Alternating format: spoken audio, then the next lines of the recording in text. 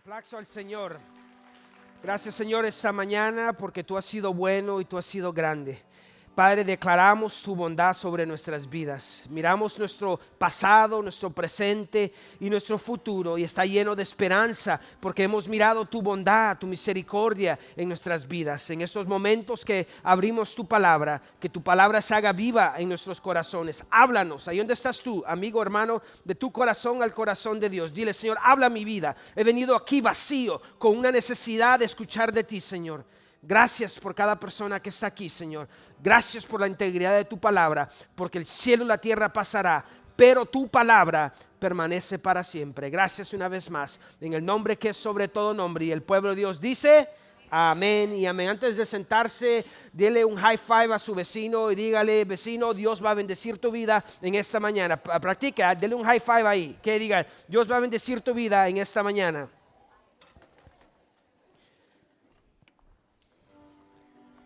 Si yo no he tenido el privilegio de conocerlo a usted, mi nombre es José, soy el pastor de la iglesia. Hace 6 años mi esposa y yo comenzamos esta iglesia en la sala de mi casa y le doy gracias a Dios por lo que Él ha hecho, su bondad, su misericordia y Dios tiene un plan, un propósito para su vida en esta mañana y creemos que no es un accidente que usted está aquí. Quiero que usted, si tiene su Biblia, vamos a hacer lo que hacemos mejor. Si usted ha estado viniendo a nuestra iglesia y tal vez usted no sabe el ritmo de nuestra iglesia, normalmente durante el verano tomamos un receso sobre el libro que estamos estudiando y lo hacemos, preguntamos preguntas que Jesús hizo, pero hoy vamos a regresar a lo que es normal para nuestra iglesia, a estudiar un libro de la Biblia. Pasamos hace casi como unos 6 meses en el libro en la primera carta de Timoteo. Ahora vamos a ir a la segunda carta de Timoteo. Si usted tiene su Biblia, ábrala a segunda de Timoteo. Quiero que se haga usted familiar con ese libro, porque vamos a estar en ese libro como unas 11 semanas. Acostúmbrese a escuchar segunda de Timoteo y vamos a mirar los primeros 7 versículos de esa preciosa carta de Pablo a Timoteo. Usted sabe, la declaración de cualquier persona pronunciada en su lecho de muerte tiene una importancia. Así que las últimas palabras de las personas son importantes. Como pastor he tenido el privilegio de estar ahí al lado de la persona cuando toma sus últimas palabras y su último respiro. Y es interesante lo que las personas dicen antes de ir a la presencia de Dios o no ir a la presencia de Dios. He estado ahí con creyentes y he estado ahí con personas que no son creyentes. Y he mirado su expresión en su cara como si miran a Jesús, el creyente, como si Jesús los espera y miro el rostro. Me acuerdo a mirar a mi abuelita cantando ahí en el hospital, los coritos y mirar el rostro de mi abuelita entrando a la presencia del Señor y declarar a Jesús como Señor y Salvador. Pero he mirado personas también mirando su rostro cuando se despiden y dice, me hubiera gustado tener más tiempo con mi familia, me hubiera gustado no trabajar tanto, me hubiera gustado ir a la iglesia más, conocer más del Señor. ¿Qué dirá la gente de tu vida cuando tú te despidas de este mundo? Porque la verdad de la vida, amigo y hermano, es que todos estamos destinados a la muerte. Tú y yo no vamos a vivir para siempre. ¿Qué legado tú dejarás en este mundo? ¿Cómo te van a reconocer a ti? Te reconocerán como la persona que no comenzó lo que terminó. ¿Conoces tú personas, no los quedes mirando, pero que comienzan algo pero no lo terminan? ¿Cómo se hace dieta? Hello. ¿Cómo se hace esa clase de inglés que ibas a comenzar? ¿Cómo se hace trabajo ese ministerio que comenzaste y lo dejaste? Te apuntaste a este ministerio, pero ya como ya es octubre casi, ya te olvidaste del compromiso que tú hiciste con Dios.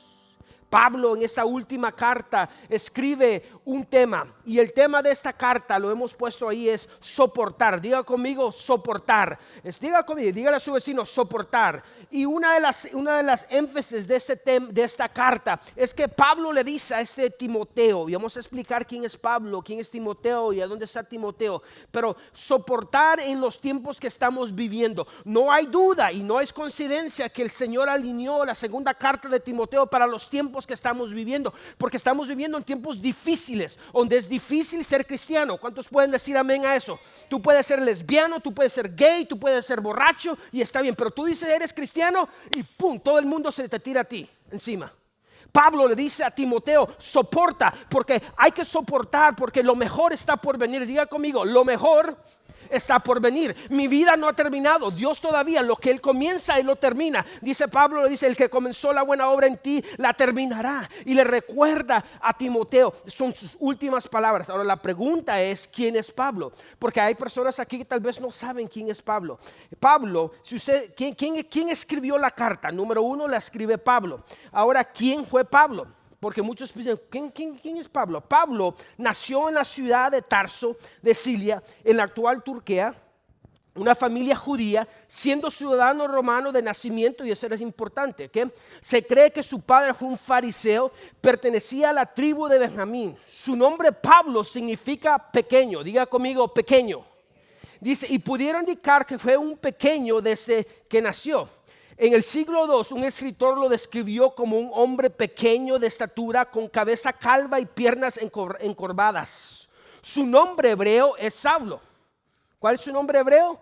Saulo, dice, parecido del destacado rey Saúl de la historia de Israel. Sí, a diferencia de lo que muchos creen, Dios no le cambió el nombre a Pablo.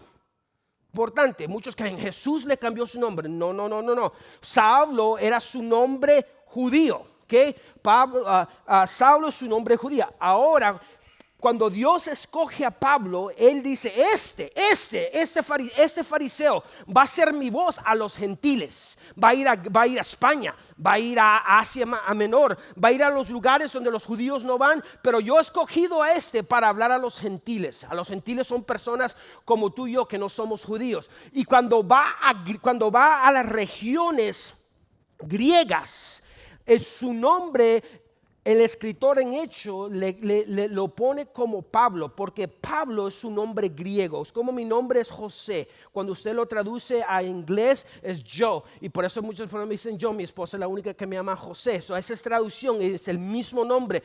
Miramos que el escritor en Hechos, cuando Pablo llega a la región griega para los griegos le diera una entrada a los griegos, él comienza a ser llamado Pablo. Jesús no le cambia el nombre a él. Pablo probablemente estudió en la universidad de mayor reputación en la época, educada en una ciudad natal. Luego fue un alumno de Gamaliel, ¿okay? Un prominente maestro de la secta judía de los fariseos, y él comienza a ser celoso por la tradición judía y comienza a mirar ese movimiento de este nazareno, de este hombre judío que murió en una cruz y supuestamente resucitó al tercer día.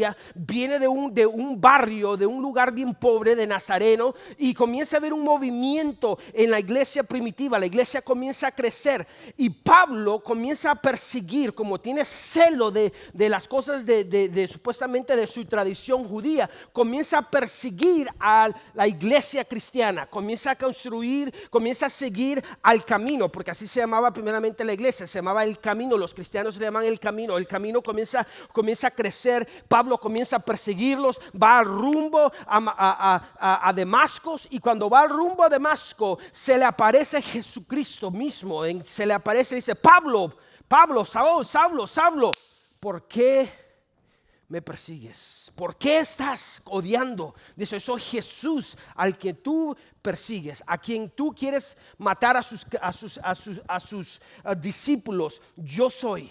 Y comienza una conversión en la vida de Saulo, en el cual comienza a ver en él una hambre, un deseo de aprender, y comienza a ser discipulado por 3 años, y finalmente comienza él a ser un discípulo de Jesús, un apóstol, y vamos a describir que es un apóstol. Y miramos que Pablo comienza a llevar el evangelio a las ciudades, y comienza a abrir iglesias, y comienza a predicar, y comienza a escribir cartas. Comienza a escribir Romanos, y comienza a escribir y dice, no me avergüenzo del evangelio, porque es poder ¿de quién?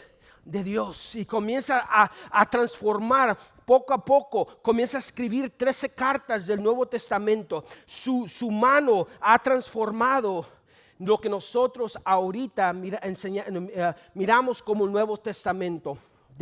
Yo le puse aquí en mis notas y me gusta cómo dice mis notas, porque dice que de perseguidor llega a ser un hombre de influencia. Y Dios puede tomar a una persona, no importa cuál sea tu trasfondo, porque Pablo fue un asesino, mandaba matar a los cristianos, mató a muchas personas, pero Dios todavía lo utilizó. Y tú, con tu pasado, con tu trayectoria, como tú y yo a veces pensamos, Dios no me puede utilizar a mí.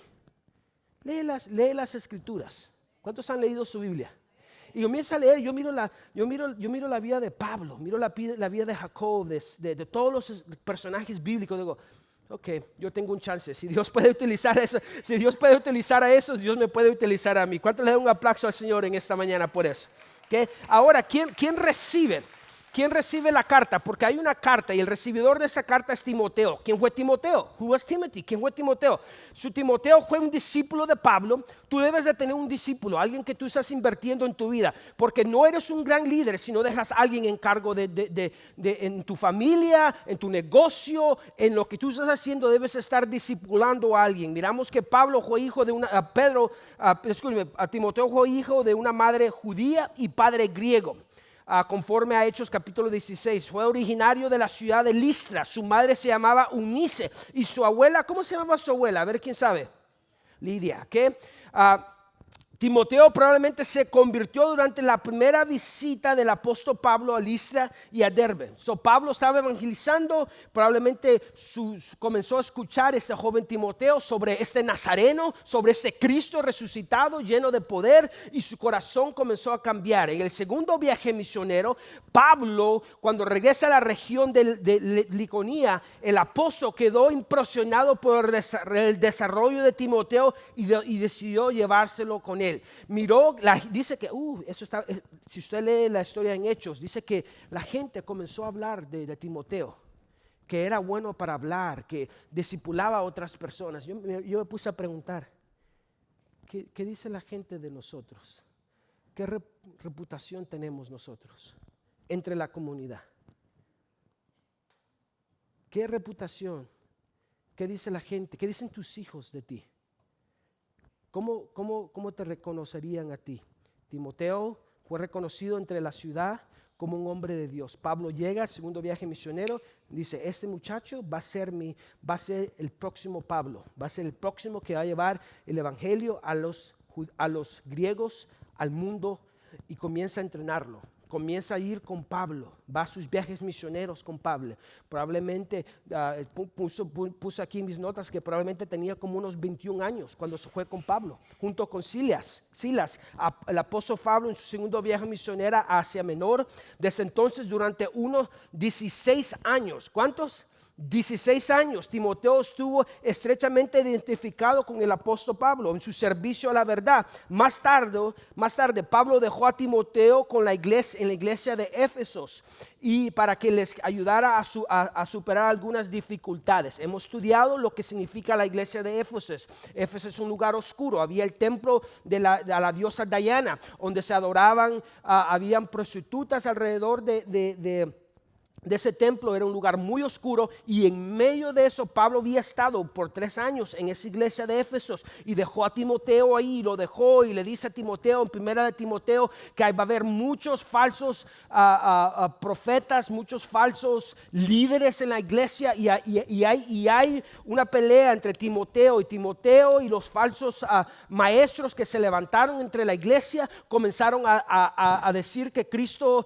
que tú necesitabas a Cristo y necesitabas a Cristo y necesitabas esto y esto y esto para ser aceptado por Dios. Y Pablo dice a Timoteo, no, tú tienes que defender la verdad, y comienza a invertir, a escribir a Timoteo, y dice, no, Dios, no seas un cobarde, tienes que confrontar la falsa doctrina. Tú y yo somos llamados a confrontar a toda persona en amor, con un espíritu de sabiduría. Cuando una persona habla que hay otro camino más que Jesús, estamos aquí porque solamente hay un camino. Jesús dijo, yo soy el camino, la verdad y la vida.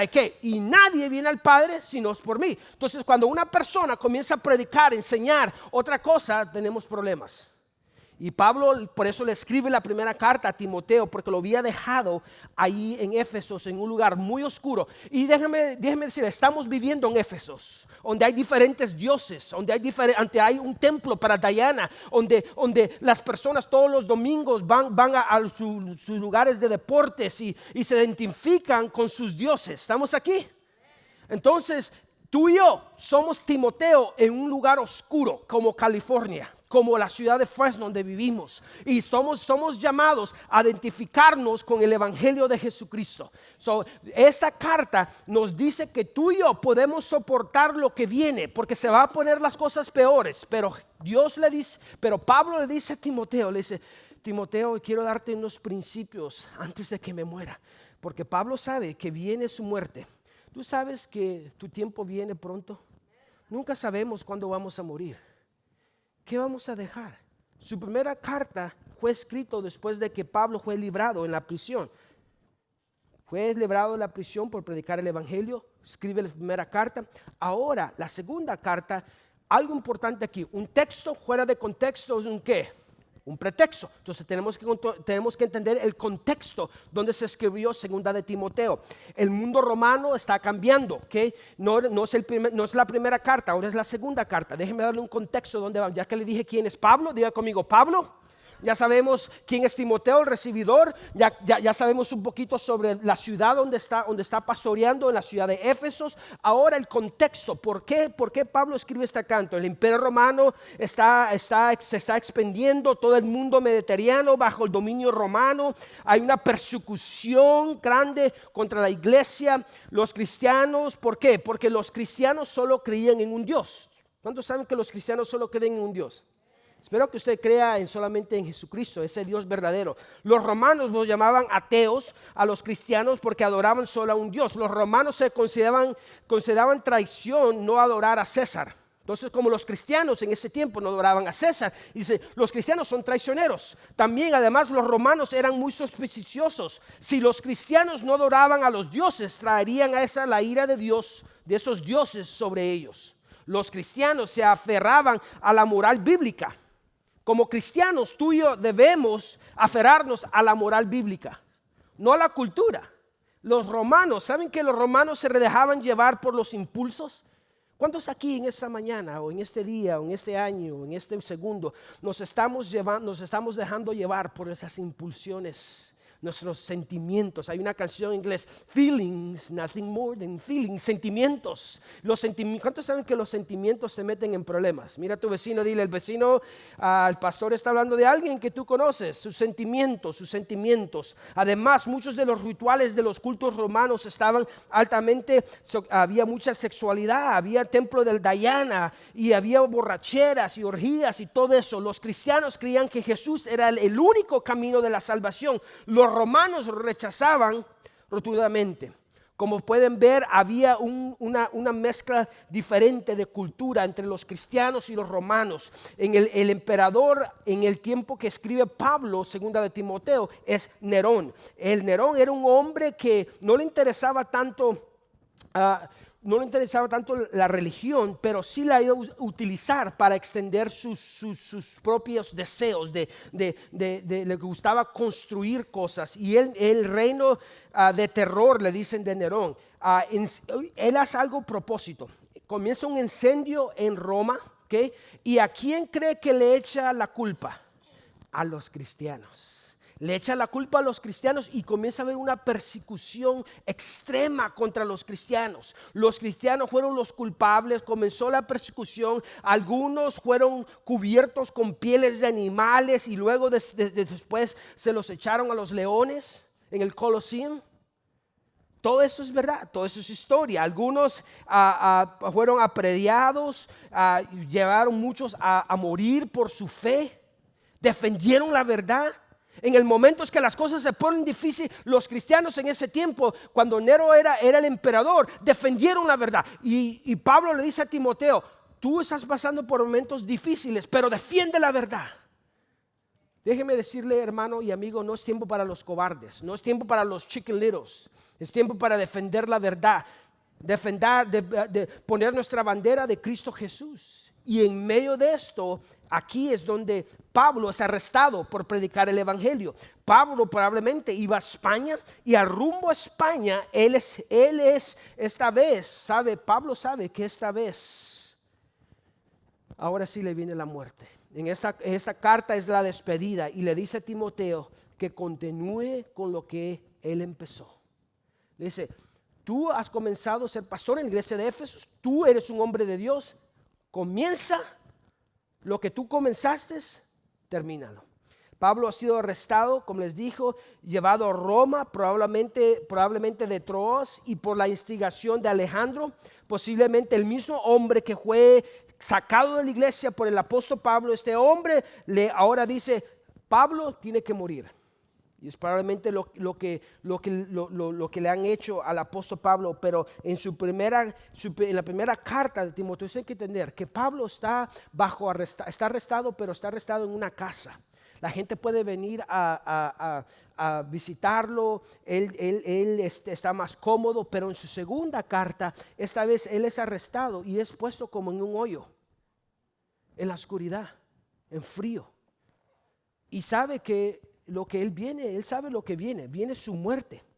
Él probablemente está en un lugar frío, considerado como un malhechor y sin esperanza de ser absolutamente, a pesar de sus tiempos difíciles que él está pasando. Eso es lo interesante. Sus condiciones que él estaba viviendo, él todavía tiene el ánimo para escribir una carta. Su última despedida. Por eso segunda de Timoteo tiene un tono emotivo y urgente. Toda esta carta es para todos los que tienen la tentación de tirar la toalla. ¿Nunca has tenido la tentación de tirar la toalla? Decirle forget it, hasta tu inglés te sale, forget it. No vale la pena vivir en este mundo. Mejor me voy al mundo a mover la colita y voy a la iglesia católica y solamente voy una vez al año y gloria a Dios. Aquí con los aleluyas es mucho lo que demandan. Sin embargo, incluso en medio de esas dificultades, encontró un nivel de alegría que no podía ser superado. ¿Cómo pudo tener alegría en momentos así, en una cueva oscura, en un lugar frío? Todo mundo se fue de la vida de Pablo, pero ¿qué es lo que lo hizo que siguiera adelante? ¿Qué es lo que te va a mantener a ti vivo en los momentos difíciles de tu vida? Gracias a Dios por segunda de Timoteo. Diga conmigo, gracias Señor por segunda de Timoteo, porque nos da esperanza. Pablo sufrió mucho por la causa de Cristo. Segunda de Corintios capítulo 11, 24 a 28, no lo voy a leer todo, pero sabes, déjeme quitarle esto de su mente. Si usted sigue a Cristo, usted va a sufrir. If you follow Jesus, you will suffer. Vas a sufrir desprecio. Las personas te van a dejar hablar. Hablaba con una familia ese viernes. En el momento que nosotros nos hicimos cristianos, ya no habían fiestas, ya no habían cosas. Ya la familia ya no viene. ¿Alguien sabe lo que está hablando? Y hay una desaparición. Dice que Pablo, déjeme darle un poquito de lo que Pablo sufrió. Dice, en 5 ocasiones distintas los líderes judíos me dieron 30 nuevos latigazos. 3 veces me azotaron en barras. Una vez fui apedreado. 3 veces sufrí naufragio. He estado en muchos viajes muy largos. Enfrenté peligros de ríos y de ladrones. Enfrenté peligros de parte de mi propio pueblo, los judíos y también de los gentiles. Enfrenté peligros en ciudades, en desiertos, en mares. Mira usted a alguien que está viviendo color de rosa, un apóstol que tiene jets, un apóstol que vive en una gran ciudad grande, que vive en una gran casa. Mira un apóstol que está sufriendo por Cristo. Además de todo, es diario, llevo la carga de mi preocupación por dice, de todo esto que me ha pasado, todavía llevo la preocupación de las iglesias que yo he plantado. El primer capítulo de segunda de Timoteo, Pablo nos revela a través de sus instrucciones y estímulo a Timoteo cómo descubrir una fe llena de alegría en medio del desánimo. Ahora miremos segunda de Timoteo, capítulo 1, versículo 1. Pablo, apóstol de Jesucristo, por la voluntad de Dios, según la promesa de vida que hay en ¿quién?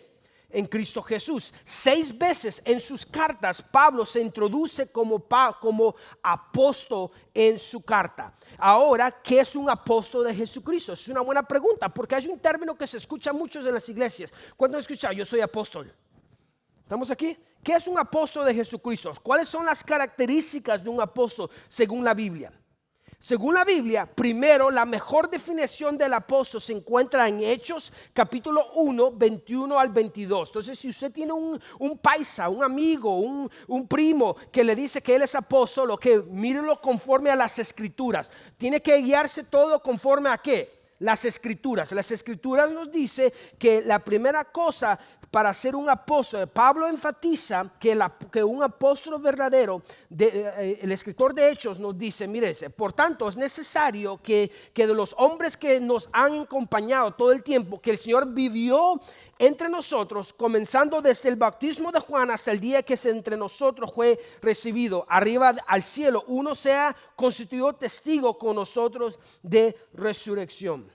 Entonces, déjeme darle una definición. Podemos entonces concluir que la Biblia nos da esta definición de un apóstol verdadero. Un apóstol, y lo van a poner ahí en la pantalla, un apóstol es un enviado especial de Cristo, quien ha llamado de modo directo, dotándolo de un don específico. Ha sido testigo ocular de la resurrección y de ¿qué? Y se dedica a transmitir la doctrina de ¿quién? De Dios. Un apóstol predica, hace milagros, es pionero, sufre mucho y es ambulante, viajero. Ha sido llamado por Dios y el Espíritu lo ha dotado con ese ¿qué? Con ese don. Miramos específicamente que un apóstol, el último apóstol en la Biblia es el apóstol Pablo. ¿Por qué? Porque al rumbo a Damasco, al perseguir a los cristianos, ¿quién se le aparece? Cristo Jesús. Él miró físicamente a Jesús. Ahora, si un hombre hoy día no cumple con esos requisitos, que es un falso apóstol, que solo busca fama y engañar a quienes le creen. No se deje engañar. Mira a tu vecino, dile, no te dejes engañar, que quieren tu lana, dile, que quieren tu lana, eso es lo que quieren. ¿Qué? Hay que tener cuidado, dile a tu vecino, mire, hazle así. Yo soy muy inteligente, dice, yo leer la Biblia, dile, yo leer la Biblia. ¿Qué? Porque hay que leer la Biblia, que hay que leerla, porque hay muchos lobos que lo único que andan buscando es tu ¿qué? Tu money, ¿ok? Entonces hay que ser inteligente también. Dile, yo creo en la Biblia, diga conmigo, yo creo en la Biblia, yo leo la Biblia, yo la vivo. Entonces eso es importante. La introducción de Pablo aquí es como una de sus otras cartas, con un reconocimiento por adelantado de que él es un apóstol, que él fue escogido por Dios. Y no solamente que fue escogido por Dios, pero que tiene un propósito. Pablo tenía un papel que desempeñar en el plan de Dios para alcanzar al mundo para Jesucristo. Así como Pablo tenía un papel, ¿correcto? Su papel era de comenzar nuevas iglesias, dejar un pastor, ir a otra iglesia, hacía milagros, hacía muchas cosas, escribía cartas. Ese era el papel de Pablo. Pablo tenía que desempeñar, a todos tenemos un papel que desempeñar. ¿Cuál es el tuyo? ¿Cuál es tu habilidad, tu propósito por cual tú estás aquí? Y no es para masticar chicle mientras el pastor está predicando. Hello, estamos aquí. Tu trabajo en este mundo va más de lo que tú piensas. No estamos aquí simplemente para trabajar, para hacer más lana, para tener una Ford F-150, para tener una casa más grande. No, para ir a los grandes, a ir a las películas. No. Pablo dice, yo tengo un propósito. ¿Cuál es el tuyo? Y si tú no estás viviendo conforme a tu propósito, tú no estás viviendo, simplemente estás existiendo. Y tú eres un zombie espiritual. ¿Estamos aquí? ¿Qué motivó a Pablo? ¿Qué es lo que me motiva a mí? ¿Qué es lo que te motiva a ti? Pablo a seguir la fe. Dice, la promesa de vida que hay en ¿quién? En Cristo Jesús. Dice, lo que le prometió a Pablo, lo que lo siguió ahí en la cárcel, en un hoyo oscuro. Y Pablo pudo seguir escribiendo y animando a Timoteo, porque él pudo mirar la promesa, que la vida no solamente es sobre las cosas. Por eso dice la Biblia, Juan 17:3. Can you put it up there? Juan 17:3 dice, y esta es la vida eterna, que te conozcan a quién, a ti, el único Dios verdadero, y a Jesucristo, a quien has ¿qué? Enviado. Pablo sabía, lo vivía. Dice, hay más en la vida que hacer dinero, hay más en la vida que la fama. Dice, y después me encanta lo que dice Pablo, lo que dice Jesús en Juan 10:10. Catch this, agarra eso. Dice, mírese, el ladrón no viene solo para qué, sino para hurtar, matar y destruir. Yo he venido para que la tengan vida y para que la tengan en qué. en abundancia. So, Jesucristo, Pablo entendía eso, que la vida hay que disfrutarla, que la vida es corta. También él entendía que hay más en esta vida que simplemente tener los placeres de este mundo y las cosas de este mundo. Él estaba viviendo por esa promesa. Ahora miramos que, miren los versículos 2, dice: a Timoteo, amado hijo, gracia y misericordia, paz de parte de Dios y Padre de Jesucristo nuestro Señor. La gracia, ¿qué es la gracia? La gracia es la bondad de Dios para los que no lo merecen. ¿Cuántos aquí no se merecen la gracia de Dios? Déjenme decirle algo. Los que entienden la gracia de Dios tienen misericordia hacia los demás y no juzguen a los demás. Sí, cuando una persona no entiende lo que es la gracia de Dios, es porque ellos no han experimentado la gracia de Dios. Porque cuando tú experimentas la gracia de Dios, tú das gracia. Oh, isn't that good?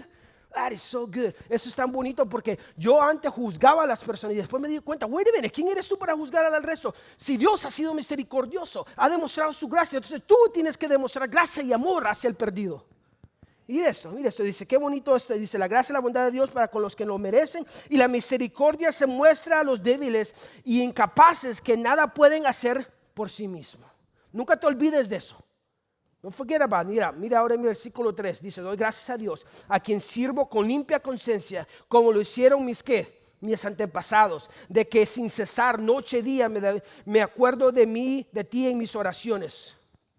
Pablo ahí en la oscuridad no podía hacer muchas cosas, pero le podían haber robado su libertad, le podían haber robado muchas cosas, pero una cosa dice Pablo que hacía, dice muchas cosas no podía hacer Pablo porque estaba en la cárcel, pero una cosa sí podía hacer. ¿Saben cuál era? Orar.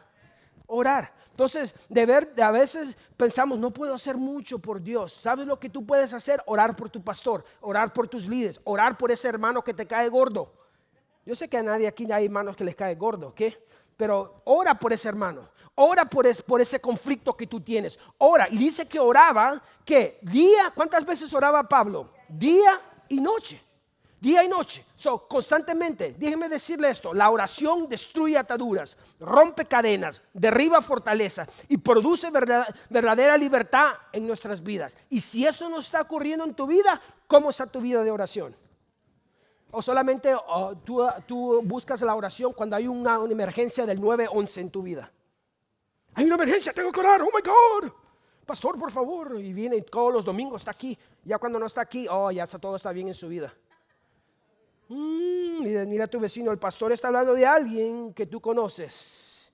¿Qué hacía realmente feliz a Pablo? Recordar la fe de hombres fieles como Timoteo, que amaban y servían al Señor. Mira el versículo 4. Deseando verte al acordarme de ti, de tus lágrimas, para llenarme de alegría. En el versículo Pablo habla de recordar de lágrimas a Timoteo, pero su herencia debe ayudarle a permanecer fiel. Déjeme decirle, no se olvide de su herencia. ¿Quién ha ido detrás de usted? Su herencia es que usted es un hijo de Dios. Pablo le dice a Timoteo, acuérdate que tú eres un hijo de Dios. Diga conmigo, yo soy un hijo de Dios. Yo no soy basura, no importa lo que la persona mi herencia es que Cristo es mi Padre, un Cristo resucitado, lleno de poder y autoridad, que ha vencido al mundo y viene por su iglesia. Esa es mi herencia. Yo no soy pandillero, yo no soy nicaragüense, yo no soy hondureño. Mi herencia es que soy del hijo de un rey que está peleando por mí. Sí, eso le recuerda a Pablo a Timoteo y eso lo anima. Ahora mire el versículo 5. Porque tengo presente la fe sincera, o otra versión dice, o fingida, que hay en ti, la cual habitó primero en tu abuela Loida y en tu madre Eunice, y estoy seguro que en ti, ¿qué? También. Si su padre era griego, su mamá y su abuelita eran judías. Quiere decir que su padre griego tenía muchos dioses, pero su mamá y su abuelita le decían en sus oídos, tú eres escogido por Dios. Jesucristo, tú eres descendiente de Abraham, de Isaac y de Jacob. Dice, tú eres de la tribu de este y tú. ¿Cuántas abuelitas hay aquí? Levante su mano. Tenga. Oh my goodness, gracias a Dios por las abuelitas. Mi corazón está con las abuelitas. Trayendo sus nietos a la iglesia. Sígale hablando a sus nietos de que Cristo es el camino, porque hay personas en la escuela que le hablan a sus hijos, le dicen que él es bisexual, que él es transgender y que él es esto, y que si no está bien y que si no se siente bien, entonces debe haber algo malo con su sexualidad. Usted dígale que Cristo Jesús lo hizo especial, que no hay nadie como tú, como él. Yo me acuerdo de mi mamá, me acuerdo cómo mi mamá siempre ora por mí. Siempre que me llames, estoy orando por ti, hijo. Tú sigues sirviendo al Señor. ¿Cuántas mamás hay aquí? Gracias a Dios por su mamá de Timoteo que los instruía. Aunque no quieran venir a la iglesia, tráigalos a la iglesia. Tráigalo. No deje que YouTube le enseñe a sus hijos sobre la sexualidad. No le deje que YouTube le lave el cerebro a sus hijos, a sus nietos. ¿Cuántos Timoteos usted está creando en su vida? Espero que haya Timoteos que haya en su casa. Oh my goodness, my goodness. Escuche bien, tengo que terminar. Y termino con el versículo 6 y 7. Por lo cual te recuerdo que avives el fuego del don de Dios que hay en ti por la imposición de mis manos. Le recuerda, le está recordando. ¿Se ha dado cuenta? Sí, a veces la palabra de Dios tiene que darnos una cachetada. Porque a veces el mundo viene y nos labra el cerebro. Entonces vengo el domingo, la palabra de Dios me da una cachetada, me dice que soy hija de Dios, me recuerdo de mi herencia, le está recordando de su herencia para que no se olvide de quién es, a quién sirve. Le recuerda de su mamá y de su abuela, cómo invirtieron en su vida. Ahora él le está recordando que hay alguien que lo ha llamado y hay alguien que le ha dado un don especialmente para él. Oh my goodness, le dice por eso, por lo cual te recuerdo que avives el fuego de don de Dios que hay en ti para la imposición de mis manos. Cuando en Hechos, en Hechos 6, los ancianos de esa iglesia impusieron sus manos sobre Timoteo, lo ordenaron como pastor de la iglesia de Éfesos y en ese momento no sabemos qué significa exactamente ese don de fuego, pero como si tuvo algo especial sobre ese muchacho Timoteo. La Biblia nos dice que cada persona aquí es especial, que cada persona aquí tiene un don, una habilidad que nadie más puede hacer en este mundo. Aun cuando Dios te hizo a ti, Él tiró el molde y gracias a Dios por eso, porque solamente necesitamos una persona como tú. Y las esposas dicen, amén. Amén. Entonces miramos que Pablo le dice a Timoteo, mira chico, Timoteo, adentro de ti hay un don especial, pero tú tienes que trabajar eso. Sí, déjeme decirle algo. ¿Por qué muchos de nosotros nunca miramos a Dios moverse en nuestras vidas? Y unas personas sí, y otras no. Las personas que están sirviendo a Dios, las personas que están viviendo su propósito, son aquellos que están, como dice Pablo, dice Timoteo, avivas el fuego de don de Dios. Si no lo usas, lo perderás. Hoy yo quiero motivarte a que tú sirvas en la iglesia, que tú vuelvas a tu primer amor, que tú avivas otra vez ese fuego que Dios ha puesto en ti. Dios ha puesto algo especial que solamente tú puedes hacer. Es hora de regresar a casa.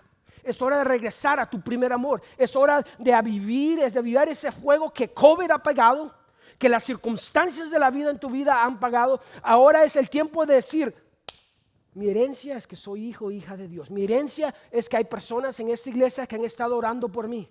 Que hay lodas, que hay abuelitas, que hay madres que han estado orando por mí. Y ahora este fuego que se ha apagado, lo tengo que prender otra vez. ¿Y cómo lo prendes? Utilizándolo, haciéndolo, practicando y haciéndolo una y otra vez. Porque si no lo usas, lo perderás. Déjeme darle unos principios para terminar en esta mañana. ¿Cómo puedo yo vivir? Principios para perseverar en medio del sufrimiento. Número 1, no te olvides de por qué estás sufriendo. Vamos a sufrir, porque Pablo sufrió. Cristo Jesús dijo que vamos a sufrir, ¿correcto? Estamos aquí. Recuerda tu propósito y a quién sirves. Nunca se olvida usted a quién sirve. Usted sirve a un Dios verdadero. Por eso le dice, lo anima. Acuerda en 2 de Timoteo 2:8-9. Acuérdate de Jesucristo resucitado entre los muertos. Dice, conforme a mi evangelio. 2 de Timoteo 2:10. Por tanto, todo lo soporto por amor a los escogidos, para que también ellos obtengan la salvación. So, no se olvide. Sí, muchas veces pensamos tú y yo que estamos sufriendo por esto y esto y eso. No te olvides por qué estás sufriendo. Estás sufriendo porque estás siguiendo a Cristo. Y seguir a Cristo no es para los cobardes. Seguir a Cristo quiere decir que va a haber circunstancias en mi vida, pero aunque esté sufriendo, yo sé que Dios tiene un propósito. En todo tu dolor, Dios tiene un propósito. Todo lo que ha pasado en mi vida, Dios tiene un propósito para mi vida. Número 2, confía en los recursos que Dios te ha dado. ¿Qué te ha dado Dios? ¿Te ha dado el don de Dios? ¿Te ha dado la gracia de Dios? Dios te da su gracia para seguir adelante. ¿Tú sabes qué eso? No te des por vencido, no tires la toalla, confía en su gracia. Cuando peques, arrepiéntete y vuelve a la cruz, vuélvete a Cristo, vuélvete a su gracia. No vayas a los santos, no busques un brujo o una bruja, busca a Cristo, busca su gracia. También el don de Dios, la habilidad dada por Dios para servirle. Comienza a servir. Dios no hace basura, quítate eso de tu mente. Tercero, el poder de Dios, no en tus propias fuerzas. Tú no lo vas a poder. ¿Cómo está trabajando tratando de hacerlo en tu propia fuerza? No, muy bien. Pablo le dice a Timoteo, tú puedes ser pastor en Éfesos porque Dios te ha dado tu gracia, el don y las fuerzas. También Dios nos ha dado el Espíritu Santo que mora en ti. Tú no estás solo. Dile a tu vecino, tú no estás solo. El Espíritu Santo mora en ti. La palabra de Dios que te mantendrá con los pies en tierra firme. Y por último, la palabra de Dios que te mantendrá con los pies en tierra firme y te dará perspectiva. La palabra de Dios es tu GPS. Cuando te sientes desanimado, abre tu palabra. Cuando viene la tentación de tomar, acuérdate de tu herencia. Cuando viene la tentación de ser infiel a tu esposo, a tu esposa, acuérdate lo que la palabra dice. Acuérdate que la palabra de Dios sea la que está invertida en tu vida, en tu familia, en tus pensamientos, en todo lo que tú haces. Y la tercera cosa, recuerda que no estás solo en tu sufrimiento. El enemigo quiere decirte que tú estás solo en tu sufrimiento. Eso es una basura. Diga conmigo, basura. Dice Cristo que en medio de sus sufrimientos tú ya tienes la presencia de Cristo. Yo no estoy solo porque Cristo me ha dicho que yo estaré, en Mateo 28:20, yo estaré con ustedes todo hasta el fin del mundo, todos los días. Las oraciones de otros creyentes. ¿Sabe que nosotros oramos por ustedes? Aunque ustedes no oran por nosotros, nosotros oramos por ustedes. ¿Qué? Oramos que Dios los saque del peligro. Oramos por las circunstancias que están pasando en nuestra iglesia. Aún este martes vamos a tener oración por medio de Zoom. Si usted quiere la aplicación, la invitación, le podemos dar la invitación. Pero hay personas, hay ancianas en esta iglesia que nunca se pierden esa oración. Y ahí están con su teléfono, aunque no saben mucho de la tecnología, pero están ahí orando por ti.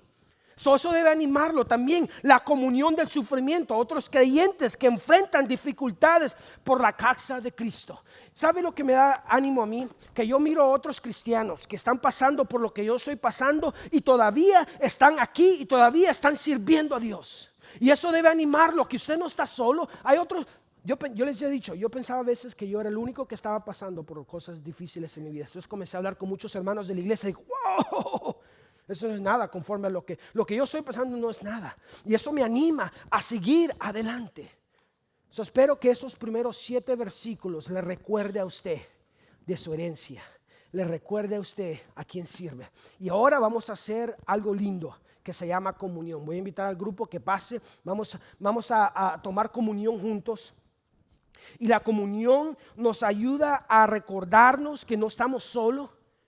Nos ayuda a recordar de este pacto que Jesús hizo con su iglesia. Entonces, si usted no recibió una copita así, que espero que no se la haya comido, pero si usted necesita una copita, los sugieres le van a dar una copita. Levante su mano y le van a traer una copita, pero quiero que la tomemos juntos, esta comunión.